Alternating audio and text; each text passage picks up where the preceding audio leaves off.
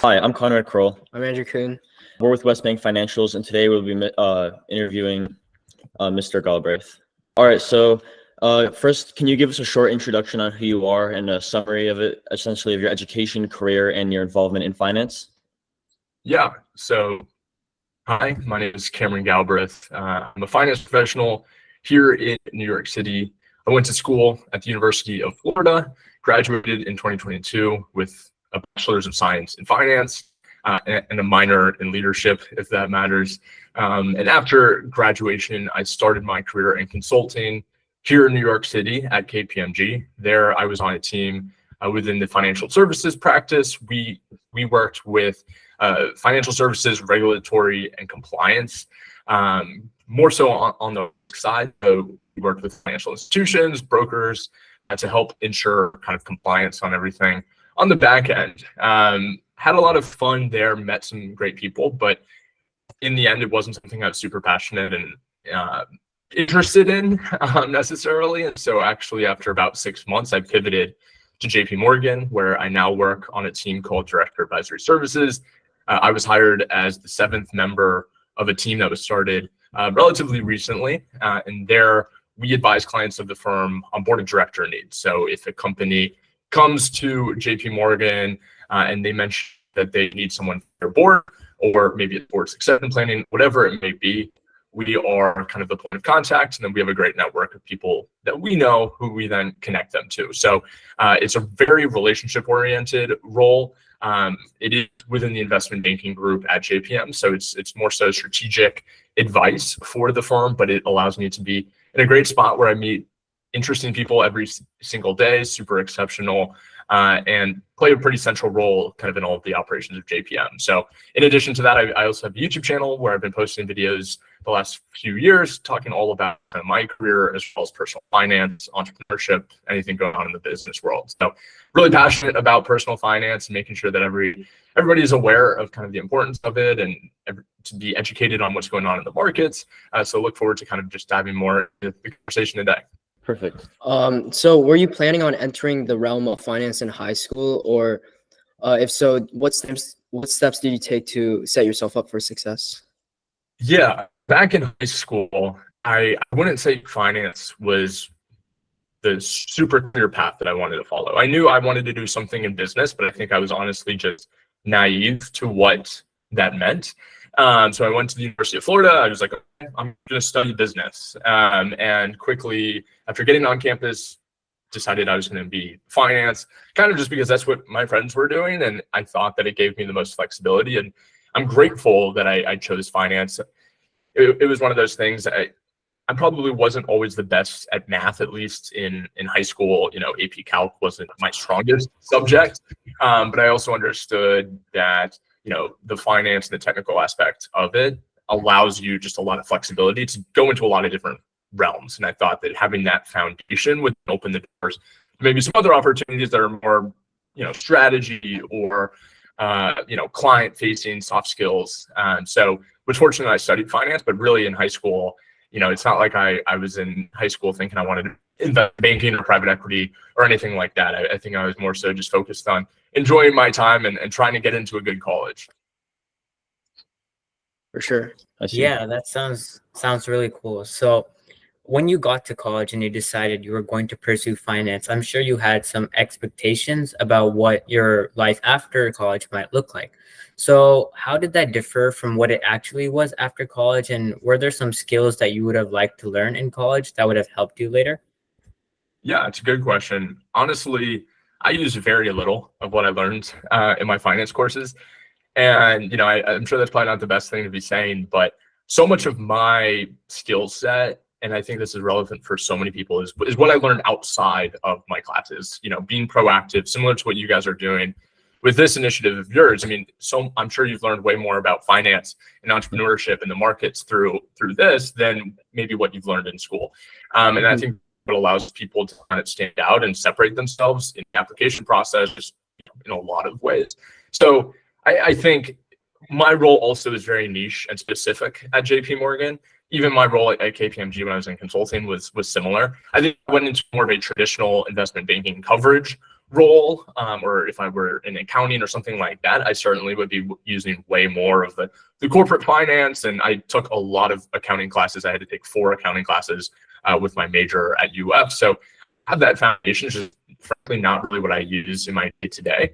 But I think it gave me the discipline and kind of the work ethic and, of course, the fundamentals to understand how businesses operate and work. But really, I think so much of what I do now has just been through my own learning, independent of school. So I hope that kind of answers the question. But I think it's just an important reminder that you can't be reliant on the curriculum at your school, regardless of your major, to really help you, not only land a role, but then succeed in the role, because it's really only going to take you so far. I see. I agree with that as well. And sort of relating to this, like out of school experiences and how they benefited you, I noticed on your LinkedIn you had a lot of like past internship experiences, and I was wondering how these sort of propelled your career and helped you overall.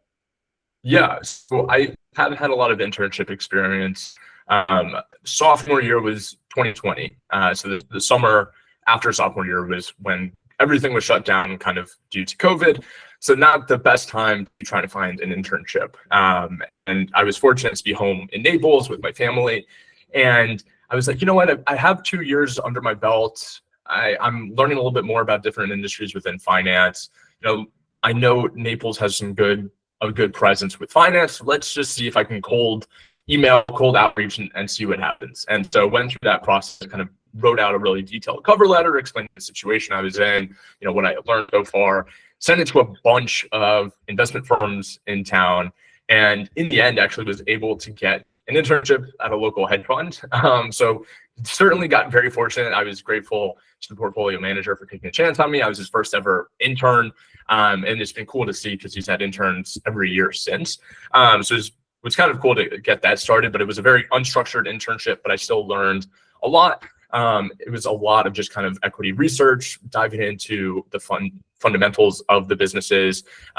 He took more of a value investing approach. And so it was really just interesting to learn all about that. But that was that summer. There was no expectation of a return offer. This was my sophomore year. So I still had some work to do after. And so went back to campus junior year, recruited, got an internship with Regions Bank, which is a larger regional bank in the southern United States. So had a role there. I was in the treasury group at Regions, which was a super interesting time to actually be in treasury. I know it's, not the most glamorous role in the world, but when I was there, that's when a lot of people didn't know what was going to be going on with banks. People were thinking that due to COVID and just what we were seeing with stimulus checks, that people were going to be spending more money than ever, and that the banks were going to be, in a tight spot. Just people were going to be withdrawing a lot of money from the banks. So working in the treasury, that's all we did. We were focused on kind of the cash balance of the firm, and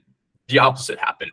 People were saving more money than ever. It was kind of just totally unprecedented times within banking. And so it was a really interesting time to be in that space, but ultimately decided that wasn't something I wanted to do full time. The headquarters for Regions is in Birmingham, Alabama, and that's just not really where I wanted to start my career. So didn't accept the return offer, went back to campus and started recruiting for full-time roles.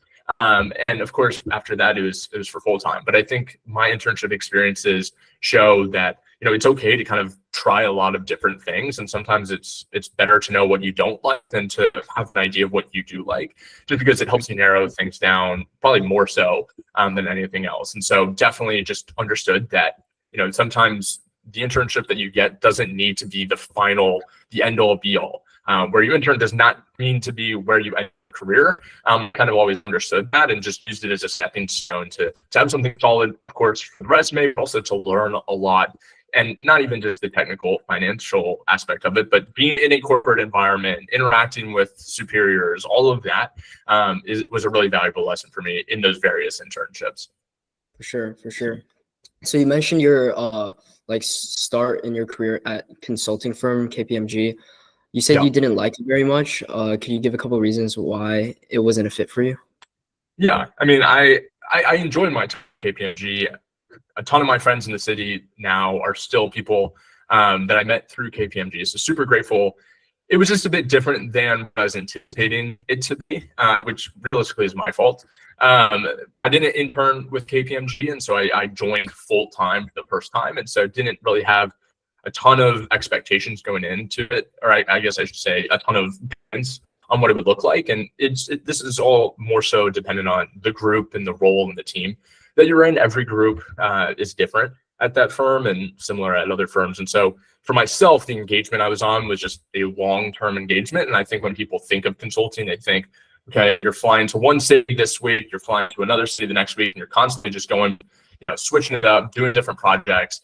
And it was just a different environment for this, which is no, smart business move by KPMG, being able to have more longer term engagements is more money, more consistent for them. And then also just so that was just something that, that I was doing wasn't super interesting and engaging, and I felt I wasn't learning that much.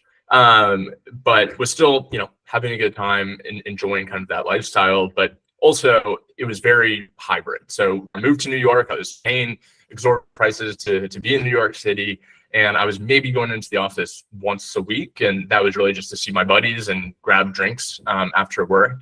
And it was a very just different experience. I wanted to be more in person. I wanted, the opportunity to learn from managers and to have that kind of traditional experience that we see in TV shows and movies, and I just wasn't getting it.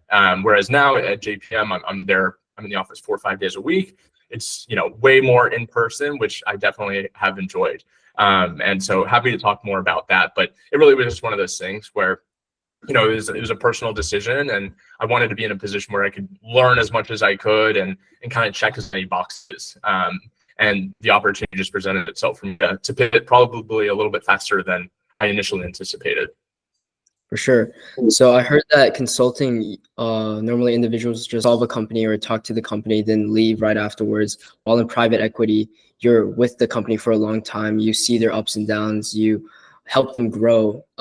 Is that also another reason why you stayed, why you liked private equity over consulting? Yeah, I guess it's a good perspective that I haven't thought about too much. But yeah, typically with consulting, if you think about it, it's larger companies that hire consultants. Consultants are not cheap. They're not that affordable. So it typically is a very large hierarchical organization that has plenty of money to burn. And that's why oftentimes you see when a company goes through some challenges, consulting fees are the first thing they cut. So kind of the nature of the businesses that you're even working with are very different. So with KPMG, it was a multinational Fortune 500 companies, that kind of realm. Whereas, and yeah, they typically are in better financial position. The group that I was in, sure, like there might have been something that triggered them to even hire a consulting firm, because you wouldn't hire a consulting firm just for nothing. But of course, it was still a little bit more well managed and a good running machine. Whereas in private equity, not that I'm working at a private equity firm now, but I have a lot of exposure to it. Yeah, you're acquiring a business because you have expectations. You can turn it around. Of course, the returns can vary, but you're only going into an acquisition if you think there's a significant return on your money that you can get. So you totally do see those businesses becoming a lot more lean. They're trying to reduce expenses. They're trying to try new things. Whereas in consulting, it's kind of just like it feels very managerial and hierarchical. Yeah, it isn't always the most fast-moving thing in the world, which is contrary to popular belief. But yeah, I think that is a good kind of segue, because there is a lot of differences, I guess, clients that you're working with. I see. And another question I had about that was, did you notice a sort of like, hey, this is a common like thing about finance, is the work-life balance. Did you sort of notice a difference switching from consulting to private equity and work-life balance? Yeah, I'm fortunate to have a great balance in my life in my current role. So really have nothing to complain about. I would say at KPMG just needs to spend a lot of time investing in kind of their classes that came through, all of the associates who would start at the same start date. There's a lake house. It's called KPMG Lake House, which is where they send all the new hires, and it's like a week of training. Whereas at JP Morgan, and again, I joined at a different time than kind of the typical analyst would, and my team is much smaller. So it was just a little bit of a different experience in terms of that. But work-life balance is great both places. I think KPMG, people just I didn't find myself kind of always on, whereas at JPM, I'm in my emails, I'm probably replying way more. At KPMG and just with consulting, a lot of times you have a client laptop. So, realistically at the end of the day, like you do close your laptop and that's not always connected to your phone. So like there is just more degrees of separation between you and the work, whereas at JPM, it's a little bit different. And, KPMG is also, you bill by the hour, which of course, there's a lot of different ways that could potentially be manipulated. But, if you log off at 5 p.m. and you got your 40 hours that you're supposed to bill to the client for the week, like you're more or less done. Whereas where I am now, like something could potentially come up and have to reply. So the work-life balance at KPMG, I was very fortunate to have a solid work-life balance, but I almost wanted to be more engaged, more active and busy. And, of course, through my other things, I certainly have, I was busy. So I have to be careful with that. But yeah, the work-life balance for me hasn't been an issue because I kind of went into both of these roles expecting to work a lot. And, I'm someone who enjoys working and enjoys learning. And I've just been fortunate to find myself in roles that allow me to do that. I see. That's great to hear, especially for me, because I would like to work in finance one day, and I still want to have a life as well. So it's good to hear that you're able to balance it. But another question I had specifically about private equity was, how would one, like, assuming you would want to work in private equity directly after college, what steps would you take to sort of fast track that? Yeah, obviously my perspective is a bit different because I didn't start working in private equity straight out of college. So it's just, I take everything I say with a grain of salt, but it's the same advice that I say to everybody, whether it's private equity, investment banking, asset management, hedge funds, is it can be super helpful to kind of find what your niche is. It's very rare that a private equity firm is a true generalist firm in every single segment. So some are more healthcare focused, some are more tech focused, a lot are industrial focused in private equity. And so it's really helpful to kind of think through what your competitive advantages are, maybe what subjects you've always kind of gravitated towards, maybe what do your parents do? Maybe you got a really great exposure to healthcare because both your parents are doctors and you understand kind of what goes on behind the scenes in some of those spaces.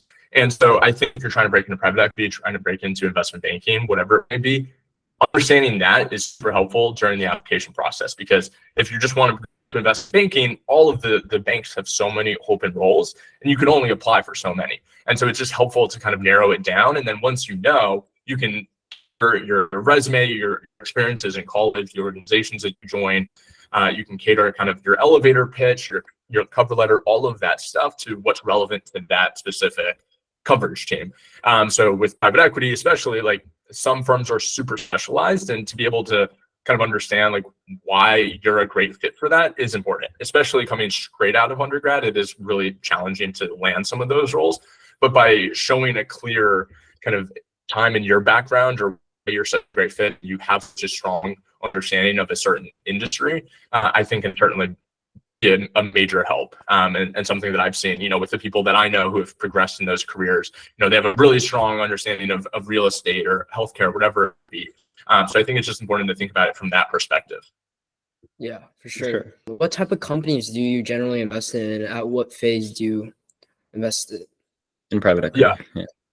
Sure. Yeah. So, like I said, my team at JPM, we're not doing any of the investing. We're just kind of helping the equity firms. So that's kind of out of my ballpark. But, and again, JP Morgan works with so many different size companies. It's JP Morgan, Chase & Co. And it really is everything. So, I really don't have a good answer for that question, but I think it's just important to understand that there's returns in everything. And, maybe if it's a $100 million business, there's going to be a bigger return. But if what you're looking for is percentage points, you can get that anywhere. I see. Okay. Another question I had was about collaborating with other roles, and it was sort of, how do you, as someone who works in private equity, collaborate with like other roles in finance, such as like investment bankers or? Yeah. So being at JPM, we constantly are interacting with private equity. We're interacting with plenty of investment bankers. Fortunately, don't have to deal too much with attorneys in my role, but yeah, there's tons of overlap constantly, and I think that is what allows someone to, progress in their career, is being able to kind of manage all of those relationships, balance, the egos, balance, just the politics of a corporate environment. And so, yeah, for my role specifically, I mean, we're interacting with everyone within JPM. One day we can be working with, the healthcare investment banking team. The next, it's, the financial institutions group. It really is great because it allows just so much different things for me, or different people for me to meet and all of that. But, with respect to private equity specifically, a lot of the times it depends on the size of the private equity firm, as you can imagine. So, if it's a smaller firm, you might be doing a little bit more on your own, or you may be outsourcing it. Whereas if it's a bigger firm, you might need internal that's helping you through every single aspect of the process. Like at Blackstone, I'm sure they have a full legal team to help them, through that. They don't have to hire outside counsel, stuff like that. So it really is dependent on every team and every company. But, I think regardless, it's important to be the type of person who can communicate across line of business and to make things happen and to know who to reach out to in order to do that. I see. Okay, that makes a lot of sense. And okay, to sort of switch it up a little bit, I had a question. This would sort of benefit general investors. It would be like, what do you think about valuation techniques, like stuff like DCF models or like SOTP valuations? What do you think about their effectiveness overall to evaluate a company? Yeah. I mean, I of course went through a lot of DCF training in school and when I was applying for investment banking roles. So I think there's a reason that's still kind of the foundation of so much. Of course, you see certain valuations and that's not what they're looking at. Certain firms will just slap a revenue multiple on the business and call it a day. And I think it's one of those things where, again, there's a lot of different perspectives on this. But if putting on more of the venture capital hat, I think it comes down more to the idea. And if you can have the best numbers in the world, but if the idea isn't strong, it's it might not be the winner. It might generate a return, but in certain businesses, you need the one company to go 100x to make up for all the ones that were flat. And so I think that's an interesting thing to think of. And but I think as a beginner in the space and to be looking at your first role in school or out of school, all of that, like DCFs are super solid. But what I was doing, I mentioned this with my hedge fund internship, is we looked at the true fundamentals of the business. So what he focused on distressed equity. So what that meant was businesses that had seen their stock kind of make a tumble, but for reasons that weren't really their responsibility. So an easy example would be like a company based in California that had some of their supply damage due to one of the wildfires. That would ultimately bring the price down because revenues might be affected, all of that. But that's not the company's fault. The company still is a great company with a good business model. It just was unfortunate how things turned out. And so that might be an extreme situation where maybe the price is fixed in. But situations like that, I think are so helpful about. And just because I think time and time again, we've seen where you do the DCF, it doesn't really result in the valuations you see. With NVIDIA, you can do a DCF, but is that going to show you the $1 trillion+ valuation? No. So I think it's one thing for certain companies, but time and time and again, we're kind of proved that it's not it's not the law. Yeah, I see. I noticed that a lot as well. So is there a specific or recent IPO that you're interested in? As someone in New York, I definitely enjoyed seeing kind of the kava. I like kava to eat. I still don't get as much as Chipotle, but I do like it. And I think it just with respect to IPOs in general right now, it's not the easiest market. And so to see kind of the success that they've had, and also it's just been interesting to see kind of the valuation that it puts at each restaurant. I think just if you divide like the market cap by the restaurants, it's like each restaurant is worth like 30 million, which you don't often see in quick service restaurants. So that's just something more interesting on the consumer side. And as someone who enjoys the product of kava, it's been fun to kind of watch that. For sure. I don't know how involved you are in this space, but what do you think about the current yield curve inversion that's going on? Do you think it's significant? Do you think it's going to cause a big impact? Yeah, I honestly haven't been paying too much attention to the yield curve specifically, so I can't probably provide the most educated response to that. But I think just more generally looking at the macroeconomics with the federal funds, and we've seen kind of what happened with the jobs reports a few weeks For ago. sure. They scaled it back, saying actually there's like 800,000 jobs that we overestimated. Like that's a little concerning. And then I know the report that just came out this last week wasn't really the most confidence inducing. Again, if you're looking at the rates, you probably don't, you want it to be less, make you feel less confident about the market so that the rates drop. So it's so interesting, the different perspectives on everything. But, again, this kind of follows what I was saying about the DCFs. It's like, just because something works a lot of the time doesn't always mean it's the law. And I think we've seen that with respect to the rates rising, and yet the stock market continues to do well. It's just been such an interesting time to be in finance because, not to belabor the cliche, but it is an unprecedented time. We're seeing things that defy what's in the textbooks. And I think just to be someone to play a part in it and to, sit back and just watch how it all turns out has been a lot of fun so far. Do you think prices are artificially moving up due to like everyone's using AI and stuff like that? Do you think it's a bubble? It's a question. I don't think prices are moving up due to AI. I think the argument could be made, with certain businesses, just the cost to leverage AI can make the service or the product more expensive. So I think that could result in prices. I think that's something that us as consumers would really be faced with, at this point, at least. I don't think AI is a bubble. I think, like other things, the strong will survive. And I guess it depends how you define a bubble. But, I think AI is something that will stick around. There's no doubt about it that it is a game changer. I graduated before AI was as public and I guess consumer oriented as it is now, and I'm probably grateful for it because I probably wouldn't have learned quite as much. But yeah, I just know how I've used it in my day to day. JP Morgan also rolled out an LLM internally a few weeks ago, and that's been a great thing for the firm, and I think shows a step in the right direction. And so I think AI is a much bigger conversation than this, but it is one of those things that I've seen just how it's affected a lot.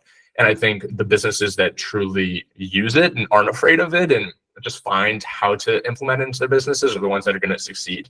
That doesn't mean that every job is going to be solely, but it means the jobs that use it and use it to their advantage are going to find the success. One of the situations or the analogies that I've used now ever since I heard the person say it, Malcolm Gladwell mentioned at Tech Week, a lot of the sentiment around is similar to what it was around calculators when calculators first came out. They said that it was going to eliminate a ton of jobs, and people aren't going to learn how to do math anymore because why would you need to do math? You have a calculator that can do it all for you. And we all know that's not the case. We're still certainly doing plenty of math. And I think AI is kind of similar, where it just opens up so many more opportunities for us as people, as humans. And it's just going to be a tool for people to use. And the people who know how to use a tool better are going to be the ones who succeed. So again, that's an interesting thing that we'll see how it plays out. But in terms of the markets, I don't think we've seen on the consumer side it truly affecting the prices that we're paying. But, time will tell. I see. Okay, well, this next question is also kind of a little bit of a change, but it's Sure. What is like one gadget or like tech app or something that you would use throughout like your work that helps you out a lot? Yeah, it's a good question. I'm a big, I'm trying to get less distracted. So I don't have it in front of me right now, but I'm a big Kindle user, and because I find myself, which I'm sure you guys can relate to, is like sometimes I need so much the dopamine, the classic brain rot stuff. And I really need to train my brain to be able to focus on one thing for a longer period of time. So these last few months, I've really taken initiatives turn everything off and sit on my balcony and just read, focus on one thing, because it is scary to think about, honestly, just how much that's changed in the last 50 years. Think about 50 years ago, sure, there was television, but other than that, and people back then really weren't on the TV that much. And so it's just kind of scary. And so I want to find more ways that I can kind of outlaw some of those distractions. So the Kindle has been a huge thing. And I think we've seen a lot of gadgets that have incorporated kind of that distraction-free environment. I saw there's a phone now that does that, and there's a lot going in there. So I think that's interesting. But, for myself, speaking more just generally, I'm a big headphones guy, and having a good pair of headphones, I'm probably in my AirPods 9 hours a day. And so that's a huge thing. And leveraging not just headphones for the sake of music, but like podcasts and audiobooks and all of that. Like, I guess that's more relevant. And like, I think answering the question more specifically too is like, we're all going to be on our phones so much regardless. So you might as well curate kind of your algorithm and what you're doing to be more relevant, helpful to you. So for example, with TikTok, like I would like to think that my TikTok is a little bit more educational than what people kind of perceive for TikTok. And, same for Twitter and Instagram. If I'm scrolling, at least I can see business facts and stuff like that. And so I think that's a really helpful thing to do is if you're going to be on the phone regardless, like follow some of those business accounts, follow the finance accounts so that you're still getting that information and learning. And I think that, again, is how I've been able to learn a lot. And, also with respect to YouTube, I'm listening to podcasts, I'm learning more information. So, I think just leveraging all the free information that's out there is such an opportunity for the next generation, because, 10 years ago, a lot of this stuff wasn't around for people. I see. So sort of building off of that, like staying focused with a gadget, for example, I had a question about your like overall productivity and how you stay motivated for a long time, because I know there's a lot of burnout in finance as well, and you're also juggling like a YouTube channel and social media career. I was sort of wondering some tips for how you do that as well. Yeah, it's not the easiest thing, and this is a quote that plenty of people have said before, but it's like, I'm not trying to find work-life balance. Like I don't think if you really want to succeed, like it's not about finding balance, but it's about finding like just what works for you. And at times certain things will take priority, and that's just life. Sometimes the 9 to 5 is going to take priority over everything else, and it probably should. But then sometimes, I have a little bit more free time and I'm going to prioritize the YouTube channel and stuff. And so I think balance is overrated, especially if you enjoy what you're doing. It's like, I don't need to sleep as much. I really do enjoy waking up early. And so in terms of the productivity, like that's a huge thing for me, is I'm super disciplined in my mornings. So in an ideal world, which, happens, I would say 3-4 days out of the 5 of the week, is, I'm waking up at 5 a.m. I'm studying for the GMAT right now, so I spend some time doing that. I always have a good amount of emails to get through, just replying back to people with stuff and LinkedIn messages, stuff like that. And then I still have to prioritize health. So I'm fortunate to have a gym in my building, so I typically go down there, get a good workout in, and come back, shower, change, and then get in the office around. So my mornings are super important to me, because that's what allows me to kind of get all of those housekeeping things, and it still kind of checks the boxes for YouTube and everything else. And if I can get all of that done, then I feel so present when I go into the office and totally be at work. I can give it my all and know like I've gotten a lot done. And of course, then when I head home, I have some time in the evening to get stuff done as well. But I think the mornings are just such an important start to your day. And for me, I'm extremely disciplined with that. I also have written a to-do list every day for the last 5 years of my life. I always write it out the night before, so that as soon as I wake up in the morning, I know exactly what I need to get through and get done. And, that's been a great tool for me. And so that's kind of the easiest thing that you can do. But again, it just comes down to being super disciplined and understanding that, if it's something that you really do care about, you're going to make time for it. And so you just make time for things. I see. So it's sort of like a series of small habits that you put together to help with your productivity, right? Yeah, totally. I think that's a great way to go about it. I'm trying to implement that into my life as well. Yeah. Well, just to stay on that a little bit longer, I mean, that's always my advice to people in high school, in college. High school is important too, because that sets the foundation for how you approach studying in college. College is amazing because you have so much responsibility and freedom, which can be good, but it can also be bad. And I saw it work both ways for friends of mine. And, so establish those habits early on in high school, where you can be super disciplined and get your homework done and, be ahead of schedule and all of that. And then college is the same way. You're setting the foundation for what it's going to be like for you after college. And I saw so many of my friends in college, would always just kind of wait around for the deadline to come to work on things. And they'd always get it done and scrape by and sure, that was fine. But they never had enough time, which was amazing to me, because they never seemed to be that involved and really weren't studying that much. And it's similar now that we're all post-grad. It's the same people who are I don't know how you find time for anything. I don't even have time for the gym after work. And it's that's the only other thing they have other than their job. I think just in those habits really early, where you can be disciplined with your time and balance your student orgs, your GPA, your extracurricular activities. Like setting that foundation is so important for when you get to that next step. And it's even true for young professionals. Like at some point you'll have a family, and for me, imagining balancing children and a wife and all of that, like, oh my God, I can't imagine. So I'm really grateful to be trying to be as disciplined as I can now, because understanding as things progress, you're only going to have more responsibilities. I see. So it's sort of building off of habits that you had when you're younger and continuing further in life. Yeah. Okay. Well, to sort of transition back to the work-based questions, I was wondering how you sort of see the roles of venture capital and private equity to change in the next 5 to 10 years, especially for like people in our generation and younger entrepreneurs who want to pursue these paths. Yeah. I think venture has been really interesting just because, again, similar to what I was saying about AI, it's only the strongest survive. And we've seen a tough kind of fundraising environment these last 2 years, ever since like 2021 bubble, where you slap AI or you slap Web3 on something and you're going to get, a $50 million valuation. So it's been interesting to see that. In terms of like next generation, again, I think it's so important to find your true competitive advantage. Because that's what's going to allow you to stand out. That's what's going to give you some credibility to apply for these roles, and to also understand what you're investing in. And, as I think now is entrepreneurship and being a VC and working in startups and founder mode and all of that is so like, popularized that a lot more people are going into startups. They want to start their own thing, and that's great for a lot of reasons, because it's, I think the more businesses you have, the more are going to fail, but more eventually you're going to succeed. You're going to have more, economic activity, but it just nails down the importance of like actually being good at what you're doing. And so I think that's really important to think about.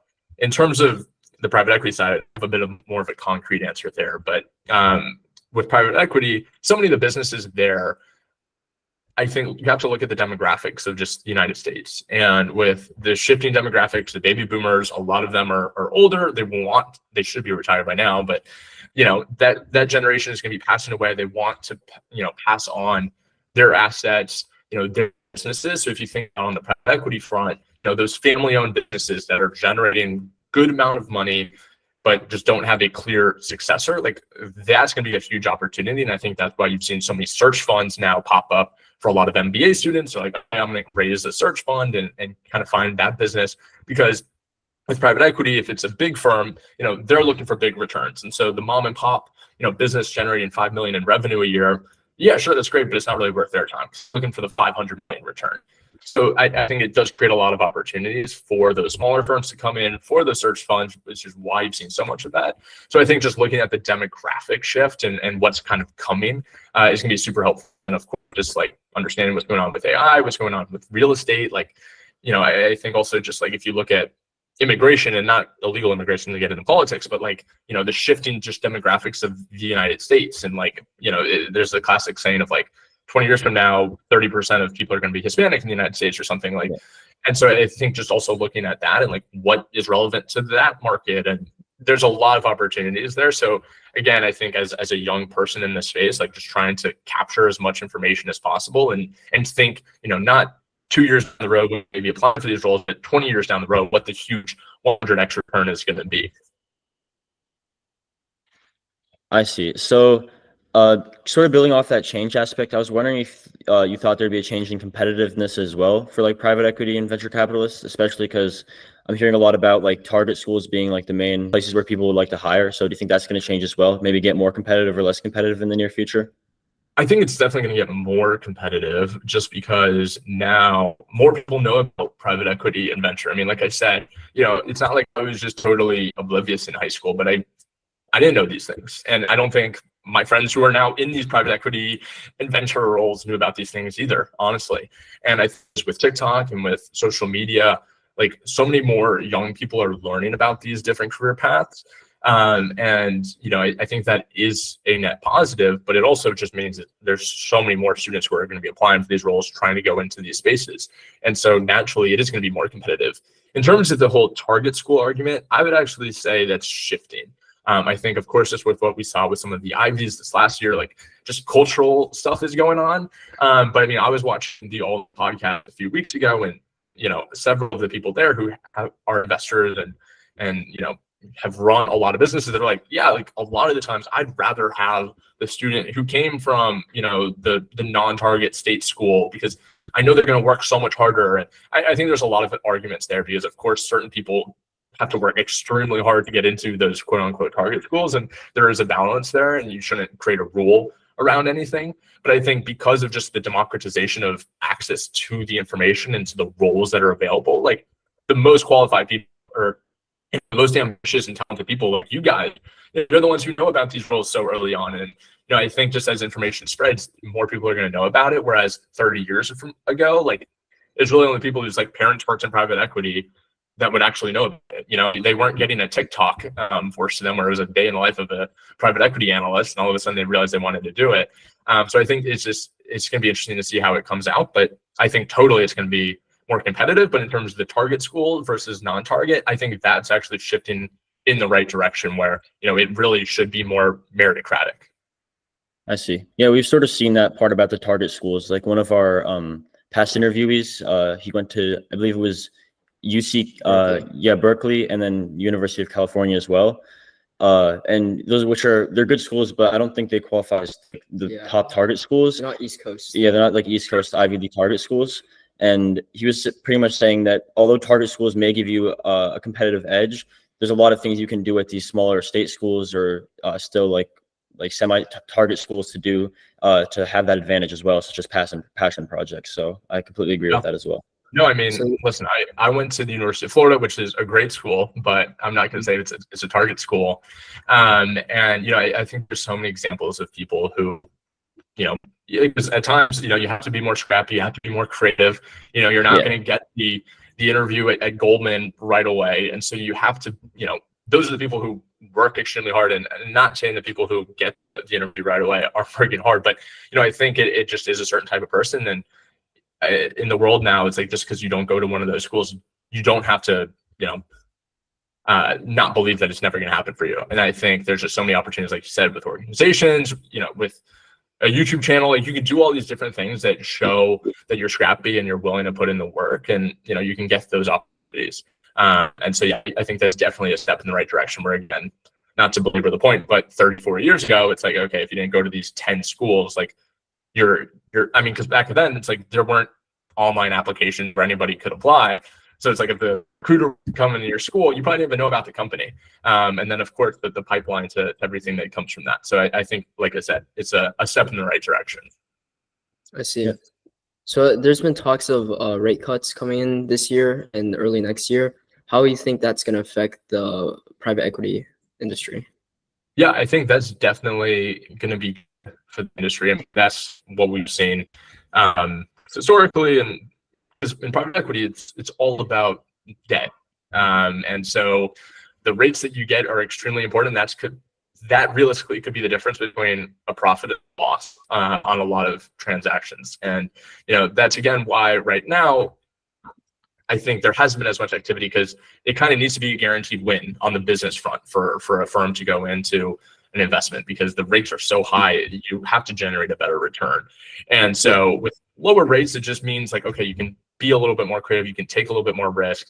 And so I think it totally will be a step in the right direction. And it's one of those things too, where people can spend a little bit more money, because again, right now too, with the rates, it's like the risk return and about the opportunity cost. It's like, all right, you could throw it in bonds and get a pretty solid return, and that might be better than taking the risk on investment. So I'm looking forward to that kind of opening up people's risk perspective a little bit more, because it's been a little bit, from my perspective, a little bit more conservative. Going back to the social media part, I was wondering, like, why do you take the time out of your day to create content on YouTube and social media overall? Because I know you're very busy working in finance, and like, what are the sort of like values behind that, and why you take the time out of your day? Yeah, for me, it's a good question. Social media and YouTube and all of that has created so many opportunities for me that I just would never have gotten if I wasn't posting on YouTube, honestly. And sure, like even if it's not always the best like hourly rate of return, if you just look at the history of it, it's been a pretty net positive life. And it's one of those things too that allows me to be more creative, and it allows me to be a little bit more entrepreneurial in nature, and which I appreciate. Being in a role at a large organization that isn't inherently super creative necessarily, it just kind of checks some more of those boxes for me and gives me that fulfillment. It also allows me to connect with way more people than I otherwise would. I wouldn't be on this call right now probably if it wasn't for that. And I think just understanding that phase and generation of business can be so reliant on your personal brand online, people knowing you. I think it's one of those things, like social media is just getting started, and with respect to like how it's perceived in the business world. And so for myself to kind of build up, this personal brand and just know people all over the country, all over the world, like sure, it's great and it's fun now, but I think that's just only going to compound in value moving forward. So I just enjoy doing it because it also then gives me the opportunity to learn, and it kind of gives me an excuse to go down rabbit holes. If I'm learning about a certain subject, like at least I can justify 20 hours spent reading a book, because I can make a video about it. Whereas, not that you totally always need a justification for things, but I think for myself, it's just helpful for kind of giving me a reason, like why I go out and do some of the things that I do. But for me, it's been a great experience, and I just enjoy connecting with people, and there's no better way to do that than the internet. I see. So you'd say that it was a great networking tool overall as well. Yeah, and I really don't think that's why I started doing it. I mean, yeah. Social media was a bit of a different world in 2018 when I kind of started the YouTube channel. But I think at this point in my career, it really is for connecting with people, and just understanding that the people who are watching the videos and interacting with me, like you guys, that's the future of business. If people are spending their time watching like an educational finance YouTube video, that's a certain small part of the population. And I think that's what's exciting to see. Like, okay, sure, these people are college students and interns right now, but where are they going to be 30 years from now? These are the most ambitious and disciplined and passionate people in business. And 30 years from now, they're the ones who are going to be running the businesses. So I think just understanding that and thinking through from that perspective is going to be pretty cool. I see. Yeah, I completely agree. All right. Well, thank you very much for your time. We appreciate it. It was a very insightful interview, and we learned a lot. Yeah, appreciate you guys having me on and allowing me to yap quite a bit. But you asked some great questions, and look forward to staying in touch. Yeah, Sure. Thank you very much. We appreciate it. You guys.